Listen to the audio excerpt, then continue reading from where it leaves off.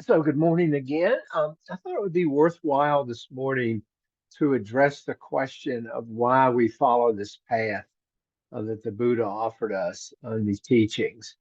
And obviously, there's not a single answer. It's multifaceted, and we follow it for a number of reasons. Some of these, you are familiar with, obviously, but first off is it's a spiritual practice. We talked about the difference between spirituality and religion in the fall. And, there's several reasons under the heading of spiritual that this, I think, practice qualifies. And first is to discover that there's more to the world than meets the eye, that there's more than just the material world. We see that we get a larger perspective. We sort of appreciate the totality of the world that we live in, and also our place in it. It's sort of a way of seeing ourselves in this larger non-material world, if you will. And we did a whole talk on that, and if you want to revisit that, it should you could probably find it on the YouTube. You could find it on the YouTube channel. Um, and secondly, and this is sort of part of the spiritual, to focus on our inner life, our mental and emotional states in the interest of our personal development, reducing our suffering, just improving the quality of our life. Third, we practice because we value the virtues of compassion, empathy, and open-heartedness. And those are intentions we set, and we strive to practice those. So that all sort of comes under the heading of what I would call spiritual. Next, we do it to we reduce our suffering. This was the Buddha's main intention. This was his main goal for this path. And this was what he said. He said, I do this, I teach suffering and the end of suffering, to figure out the sources of our suffering. And I'm talking about beyond the unavoidable forms of suffering of illness, old age, death, and loss, those we can't avoid. But how we respond to those, which has the potential always to worsen our suffering. And so he teaches us ways to reduce and lessen our suffering.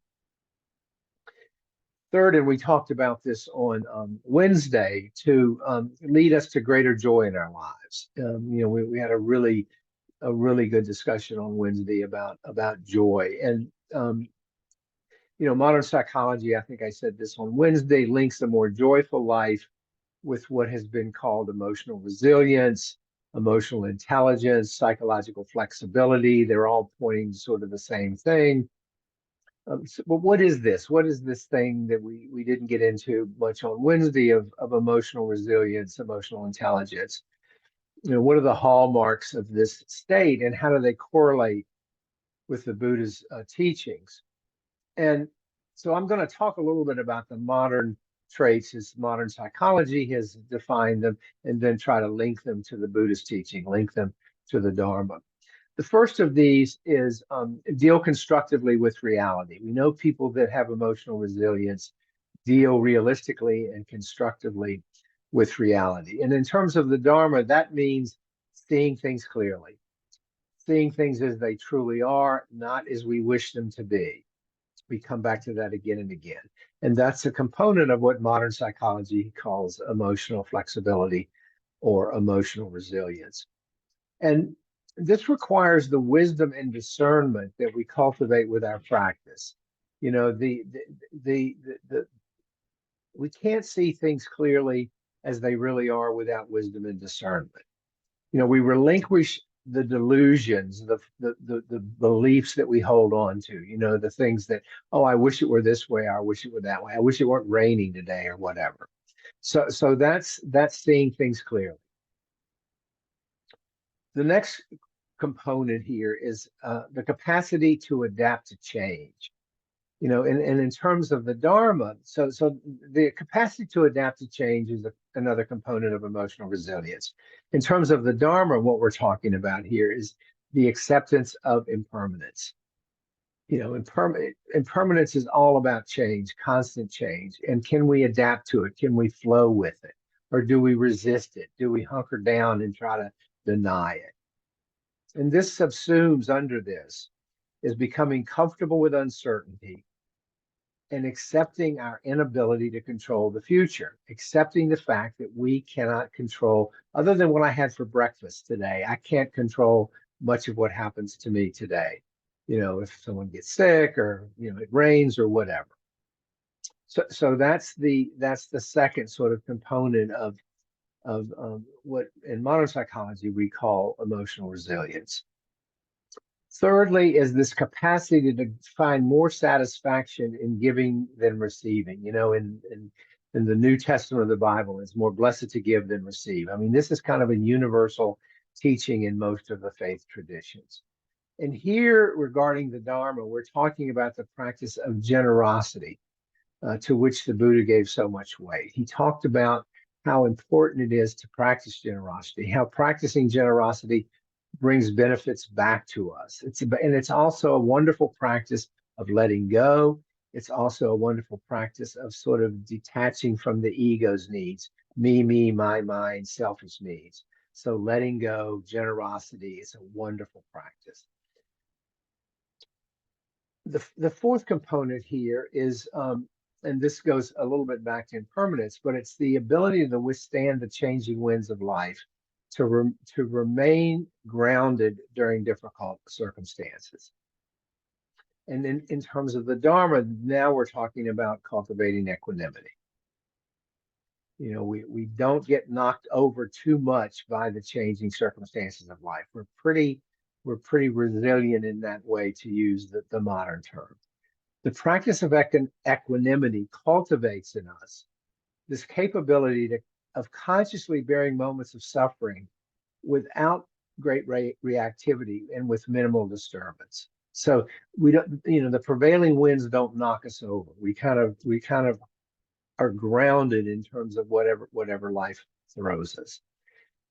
And it's a way of relating to the world based upon our understanding and acceptance of impermanence. It's a way of relating to the world that understands the ever-changing nature of the world in which we live. So equanimity, we talked about that recently. It's a very important practice.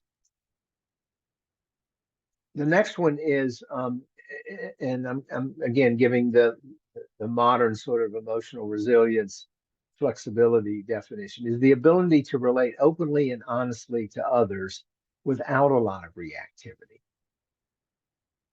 And from the Dharma perspective, this corresponds to teachings on non-reactivity as manifest by loving kindness, compassion, sympathetic joy, and equanimity, the four Brahma Viharas.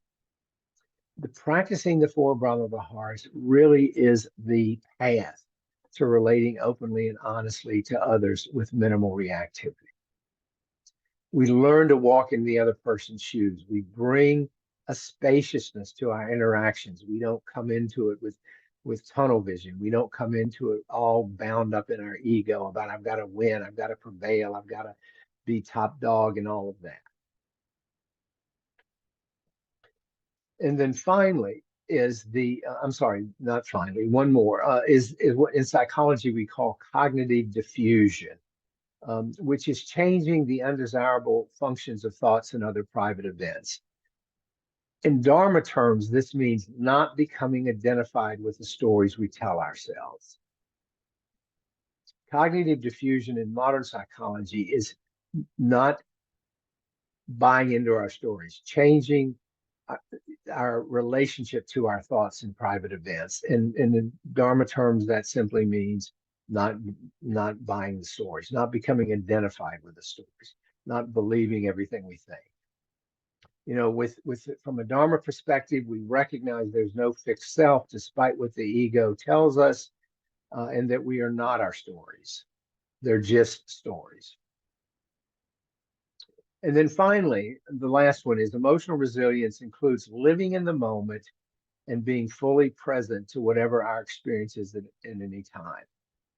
And this is the present moment awareness that the Buddha taught in the Satipatthana Sutta, the four foundations of mindfulness. We don't dwell on past regrets. We don't focus on future what ifs to the best of our ability. We live in the moment. Because if we're a teacher once said to me, if we're living in the past and focused on the future, by definition, we're suffering because we're trying to, lick our wounds over past regrets or control the future. And in either case, we're going to suffer. So the present moment is an antidote, another antidote to our suffering. So once again, and you hear me say this, modern science has rediscovered what the Buddha understood 2,600 years ago. I mean, there's nothing new under the sun. I mean, he figured it out, brilliantly figured it out all those many centuries ago. And here we are rediscovering it, reinventing the wheel. But these are the reasons we practice this stuff. This is why we practice for all these reasons that I've described this morning, because the rewards are immense in terms of what I call a more spiritual life, a more joyful life, and a life with significantly reduced suffering. And I know of no other path, no other school of thought, no other faith tradition that offers so many benefits if we put the time and effort in. So let me stop there and get your thoughts on this. And